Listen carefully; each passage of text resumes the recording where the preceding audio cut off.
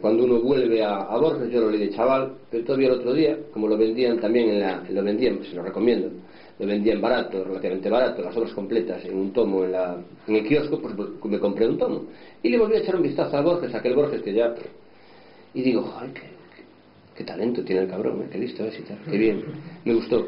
Pero también pienso que Borges es un límite en la literatura y que ya más allá de Borges no es literatura. Es decir, Borges es el final para mí ya de la literatura, y más allá de Borges lo que hay pues es las cábalas matemáticas, los juegos de pensamiento, las paradojas, los juegos filosóficos y las paradojas intelectuales. Pero sin duda Borges es literatura, y gran literatura además, pero en esencial la literatura se nutre de la vida. Esa es la paradoja. Yo digo que es muerte en el sentido de que es la inacción, la suspensión de la experiencia, pero es la parálisis, pero al mismo tiempo es cierto que se nutre de la vida.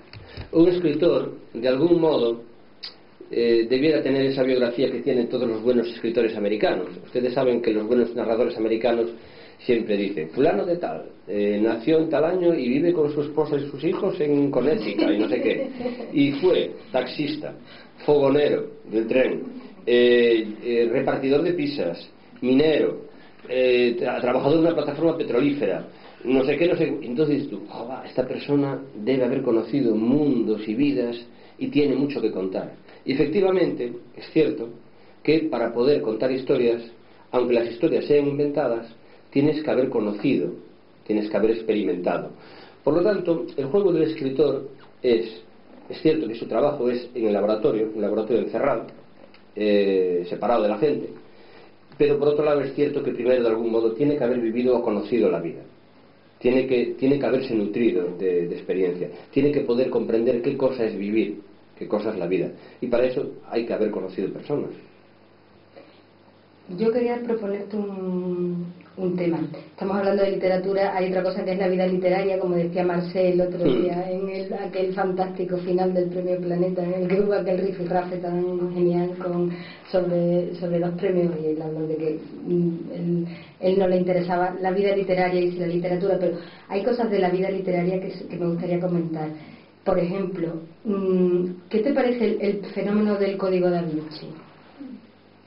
Pues, seguramente mucha gente de los que están aquí habrá leído y que quizás es una ofensa. Tú has hablado del límite supremo de la literatura que Borges, yo te remito al límite inferior que puede ser esto, pero me parece que no podemos permanecer ajenos, ¿no?, a este tipo de fenómenos. Es que eso también es literatura. Es que habría que ver para qué vale la literatura y qué cosa es la literatura. Entonces, ¿para qué vale la literatura? Para muchas cosas. Una de ellas, básicamente, yo por ejemplo también, que vivo de la literatura y mi pasión es la literatura, y la literatura además me permite entender la vida y me permite entender más cosas, ¿no? La literatura es un instrumento, para mí es un instrumento de conocimiento, no solo la lectura, sino el propio proceso de creación. Es decir, libro a libro yo voy aprendiendo cosas, es decir, voy descubriendo cosas. Entonces a mí la literatura me ha servido incluso para argumentar, incluso el discurso racional, lógico, es decir, porque es una forma de conocimiento para mí, legítima. Pero bueno, a lo que iba era la literatura vale para muchas cosas, y entre otras cosas vale para algo tan humilde como es distraerse, y está bien. Yo por ejemplo respeto muchísimo y valoro muchísimo las novelas de Agatha Christie, hay algunas extraordinarias. Y entonces cuando lees alguna novela de Agatha Christie, El hombre del traje marrón o algunas otras, te dices, ¡qué lista! Y además, qué aguda y qué percepción, incluso un poco cínica, de la condición humana y de los caracteres y de la sociedad, de su propia sociedad, de la sociedad inglesa de los años 30, 40, 20, ¿no? Qué agudeza para ver cómo funcionan las relaciones sociales y personales y todo. Te quedas pasmado de la inteligencia de Agatha Christie, qué mujer tan inteligente. Y sus novelas solo son un artefacto, una máquina que te pretende distraer, realmente. No te pretende tampoco otra cosa. Pero eso es literatura. Y el Código Da Vinci podrá ser buena o mala literatura.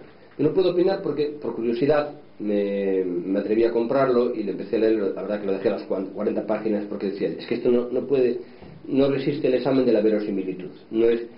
Es decir, puedes ver cosas que no son verosímiles, pero me las tengo que creer mientras las leo. Mientras las leo me tienen que funcionar. A mí no me ha funcionado. En cambio, creo que pueden hacer una buena película, de estas películas de acción y de distracción, en la que pasan muchas cosas, los americanos. Pueden hacer con ese argumento una buena película, aunque no sé cómo sigue el argumento porque lo dejé en la página 40, pero iba bien, pasaban muchas cosas inverosímiles y una tras de otra, no paraban de pasar cosas, cada una más increíble que la otra, o sea que con eso pueden hacer una buena película de estas, con ruido, carreras y todo eso. Pero la literatura también es eso, la literatura también tiene esa función, y a quien le distraiga, pues mira, que lo disfrute. Yo creo que los países que son, las sociedades que son lectoras, leen de todo. Es decir, por ejemplo, la gente en Alemania lee mucha prensa, sí, pero hay una parte de la prensa que es basura. Los ingleses leen mucha prensa, sí, pero hay una parte de la prensa que leen los ingleses que es basura.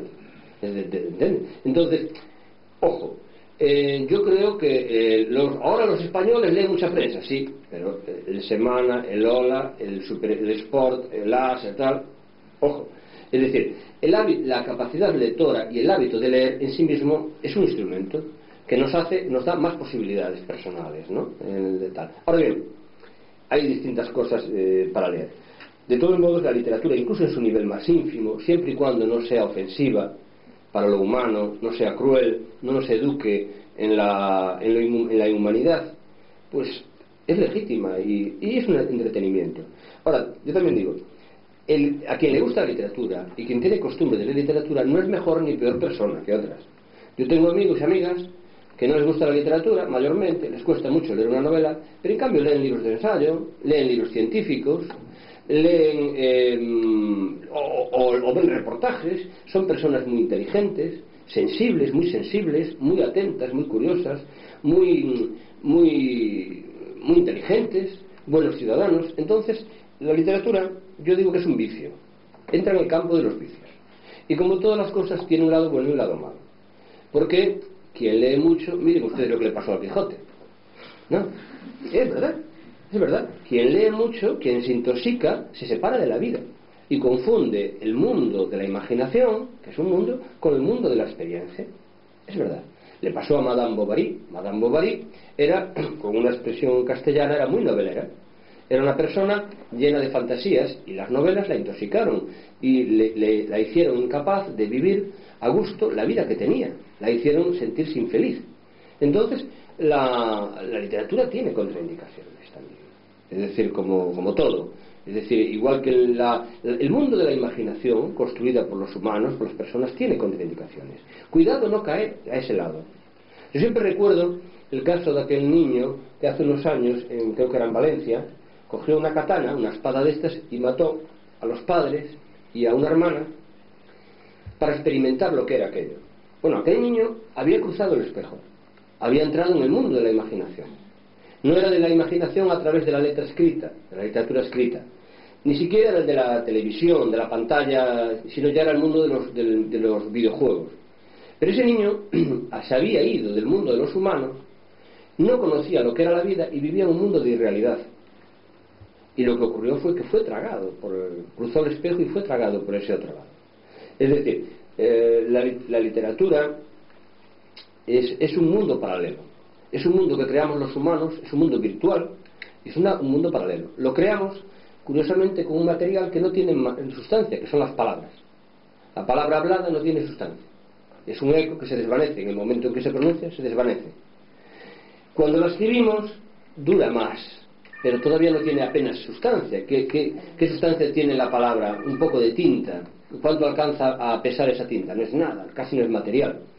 Las palabras casi no son material. Y sin embargo, construimos nosotros, con ellas, en nuestra imaginación, aquí, un teatro, un escenario, un mundo, con personajes que hablan, se mueven, actúan, interactúan, ¿no? Y vivimos con ellos. Es decir, realmente hay magia. En la literatura ahí hay magia.